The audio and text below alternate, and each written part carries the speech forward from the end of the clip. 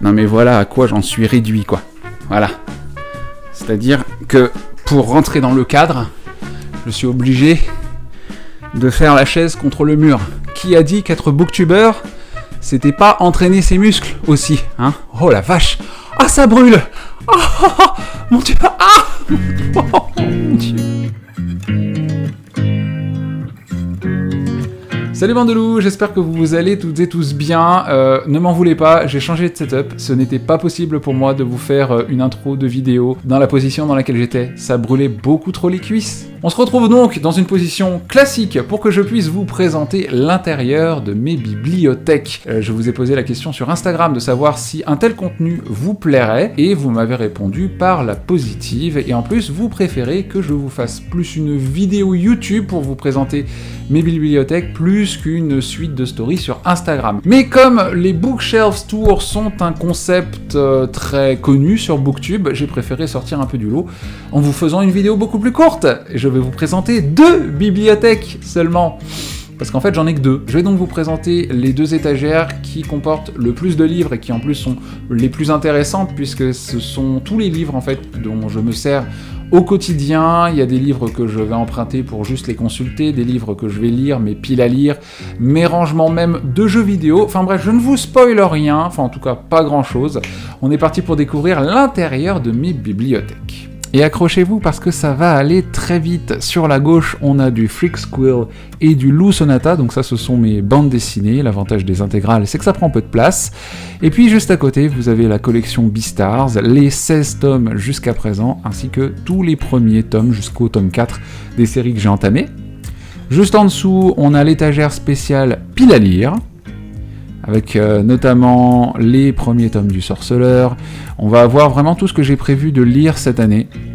Alors il n'y a pas que ça évidemment, mais ce sont beaucoup de livres qui m'ont intéressé, qui font partie de ma pile à lire actuelle, que j'ai décorée avec une petite fouine qui ne manque pas de se casser la figure. On attaque ensuite avec l'étagère du dessous, c'est toute l'étagère culture. Pour pouvoir me renseigner, améliorer ma culture générale, on a des livres sur l'économie, sur la géographie, la géopolitique, le bonheur au travail, également avec un contre-emploi de Clémence Bodoc.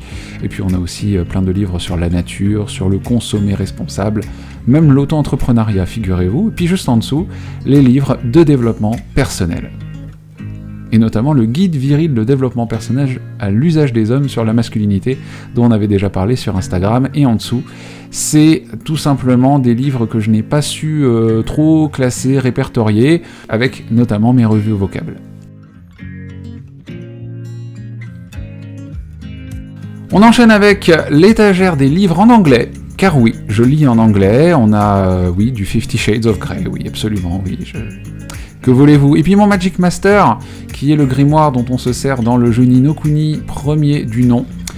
Les jeux vidéo, on va très vite passer, puisque c'est pas de ça dont on va parler. Et puis juste là, on a mon étagère Erin Hunter. Ça va être la guerre des clans, ça va être les royaumes de feu, on va avoir également les 2 premiers tomes de Survivants, d'ailleurs je n'ai pas continué.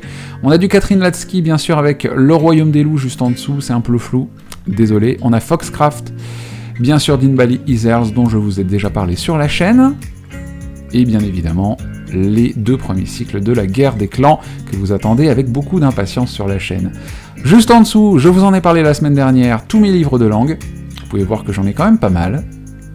C'est beaucoup plus qualitatif d'ailleurs que dans certaines librairies.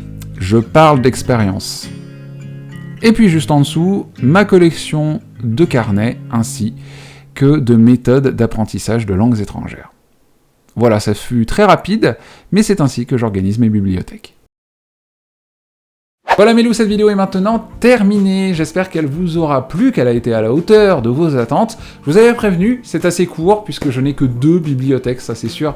J'ai pas de mur rempli de livres, mais en tout cas, ce sont mes 2 premières bibliothèques, et je suis quand même bien content de les avoir. Elles sont toutes récentes, et elles sont déjà tellement remplies. On se retrouve la semaine prochaine pour de nouvelles vidéos, des présentations de mangas, ou encore des vidéos bullet journal. Bien sûr, je vous embrasse très fort sur vos truffes humides. En attendant la prochaine vidéo, on se retrouve sur les réseaux sociaux si vous en avez envie. Je vous dis à très vite, prenez bien soin de vous. Bye bye.